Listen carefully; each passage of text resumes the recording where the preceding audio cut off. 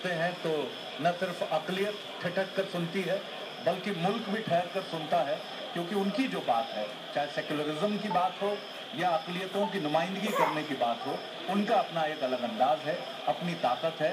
और एक चीज़ जो कहा जाता है सहाफ़त के लिए, पत्रकारिता के लिए, कि वो हमेशा विरोध के साथ होती है, लेकिन अगर हम बात करें आज़म खान साहब की, तो वो भी हमेशा विरोध के साथ होते हैं, आवाम के साथ होते हैं, जनता के साथ होते हैं। आज़म साहब, अभी जो ताज़ा मसला है ग्रेटर नोएडा में, उसको लेकर आपने कहा भी है बहुत ताकत से कि डेमोक्रेसी में जनता ही बादशाह है। आप क्या इसको बहुत गैर ज़रूरी मानते हैं, ये जो बहस अफसरशाही की तरफ से आ रही है और इस तरह से आ रही है जैसे कि एक अफसर को कुर्बान कर दिया गया हो? देखिए, आज मैंने देखा है एक अखबार में कि एक PCS ऑफिसर की तस्वीर मुख्यमंत्री के साथ, ये बराबरी नहीं हो सकती। डेमोक्रेसी और ब्यूरोक्रेसी की कभी बराबरी नहीं हो सकती। बादशाहत जनता की ही होगी और ब्यूरोक्रेसी को जनता की बादशाहत को मानना पड़ेगा। सियासत में हमने देखा है कि ये बहस हमेशा होती है। कभी कहा जाता है कि ब्यूरोक्रेट्स एक ऐसे घोड़े हैं जिनकी लगाम हमेशा सियासतदान को अपने हाथ में रखनी चाहिए। कई बार कहा जाता है कि ब्यूरोक्रेट्स ही सियासतदान को नीचे कर देते हैं। आप किस रूप में देखते हैं? देखिए, ये जिस तरह की बहस है उसमें किसी IAS ऑफिसर या PCS ऑफिसर को अपमानित करने की मंशा सरकार की न थी, ना है, ना होनी चाहिए। इनसे कहीं ज़्यादा बड़े बड़े ऑफिसर्स रोज़ हमारे कलम से मुअत्तल होते हैं।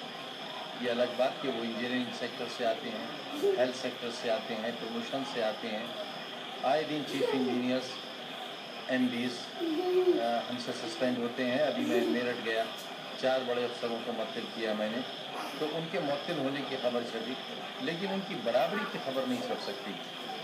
तो आखिर एडमिनिस्ट्रेटिव सर्विसेज के अगर किसी शख्स को मुअत्तल किया गया है तो उस पर कोहराम खड़ा हो गया है।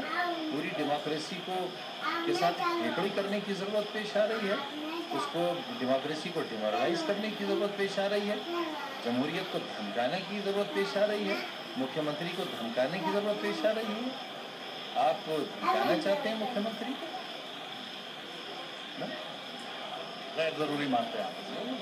जी, इसकी कोई ज़रूरत नहीं। अपना पक्ष रखने की ज़रूरत है, अपने आप को बेगुनाह बताने की ज़रूरत है। मुख्यमंत्री से खुद SDM साहिबा को मिलना चाहिए था, उनके और जिम्मेदारान को मिलना चाहिए था। अगर वो ये समझते हैं कि मुख्यमंत्री जी को कोई रॉन्ग इन्फॉर्मेशन दी गई है तो जिसने गलत इत्तला दी है उसको सज़ा दी जाती, लेकिन जो तरीक़ा इख्तियार किया गया ना, बिल्कुल टॉलरेबल नहीं है।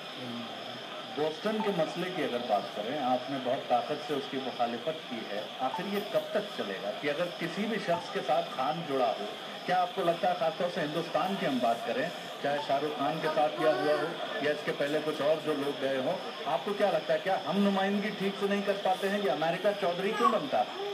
इसलिए कि हम अपनी बेइज्जती को बहुत खामोशी से बर्दाश्त करते चले आते हैं और बेइज्जत होने के लिए जानना भी चाहते हैं। क्यों आखिर गुजरात के मुख्यमंत्री जी अमेरिका जाना चाहते हैं? क्या उन्हें यहाँ के गए हुए लोगों का हश्र पता नहीं है? आखिर क्या मंसूबा है ऐसा जो वहाँ जाकर तय करना चाहते हैं?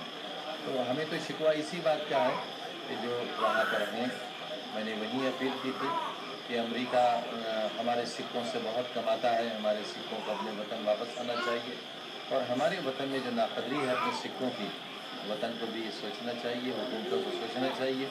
मैंने अभी जल निगम में इंजीनियर्स की कई हज़ार जगह निकाली थी और मैंने ये कहलवाया था वहाँ बच्चों से कि आप वापस आओ, हमने कई हज़ार जगह निकाली हैं, क्यों आप उन्हें फ़ायदा पहुँचा रहे हैं?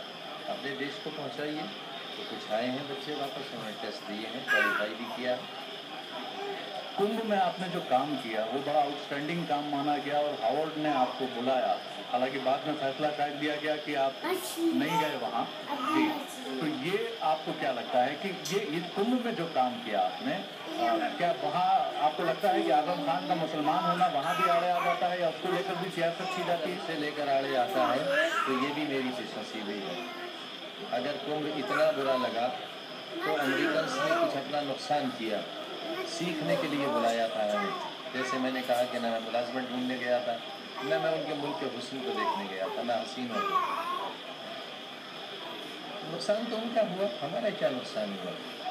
और अच्छा हुआ हमारे साथ 35 मिनट जो टेंशन का बस गुजरा, उन्होंने हमें बिठाल कर हमारे पासपोर्ट की और नेट पर हमारी पूरी ज़िंदगी की जांच की उन्होंने।